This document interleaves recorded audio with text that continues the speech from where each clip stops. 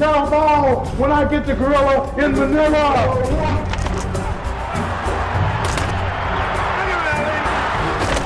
The Thrilla in Manila was the greatest fight of all time.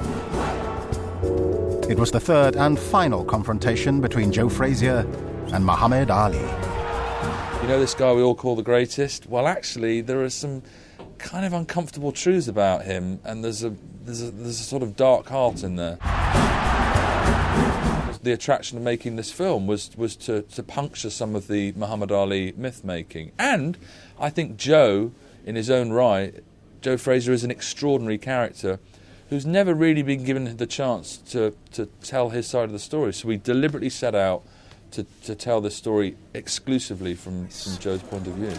Whatever he indulged in his lifetime, it comes to show up later on as you get older. I don't care who you is. Whatever you done when you're a young man, it comes to bite you in the butt when you get older.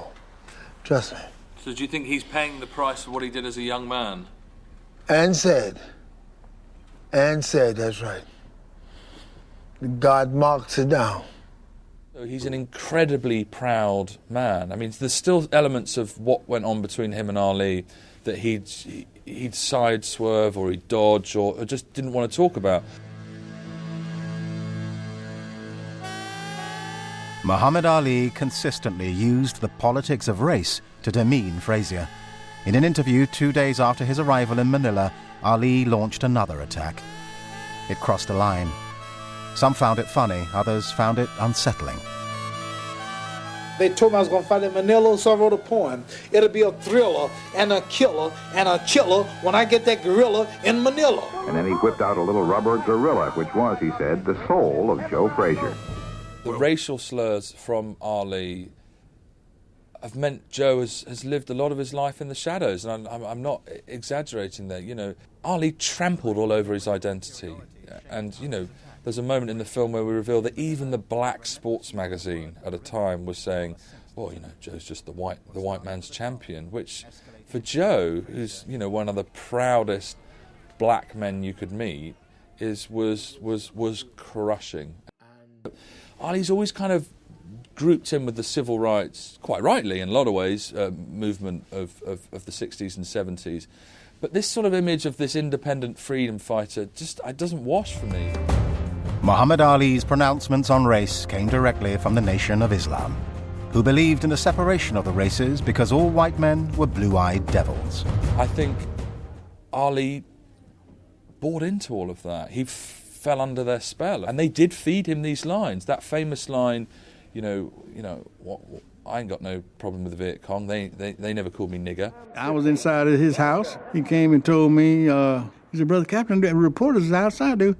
What am I tell him?" I said, "Just go out there and tell him you ain't got no quarrel with the Viet Cong. They ain't never called you this or that." And he did it and reverberated around the world. He's often aligned with Martin Luther King.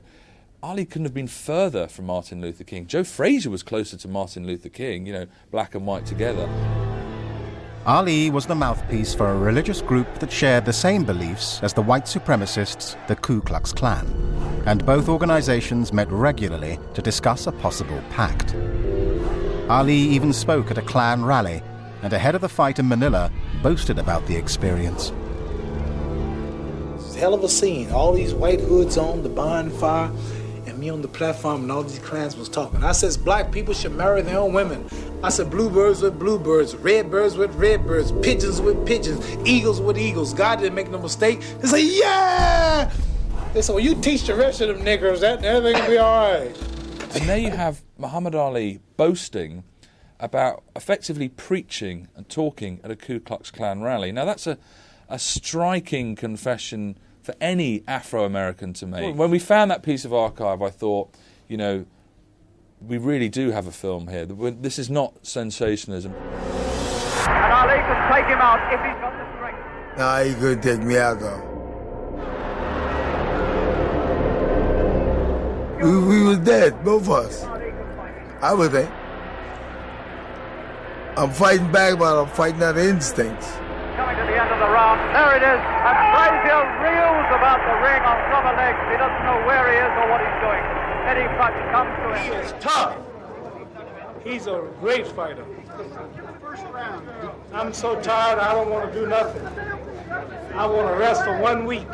I still think he is the greatest sportsman ever, and I think he probably will remain that. I don't think anyone will top, whether he was manipulated by the Nation of Islam or not, the 3 years he took out of boxing were an incredible personal sacrifice. I can't imagine any sportsman doing that today. But he's been turned into this kind of woolly saint, and he's been made benign, I think, and he's lost a lot of that contradictory and conflicting elements of his character that make him so interesting and human.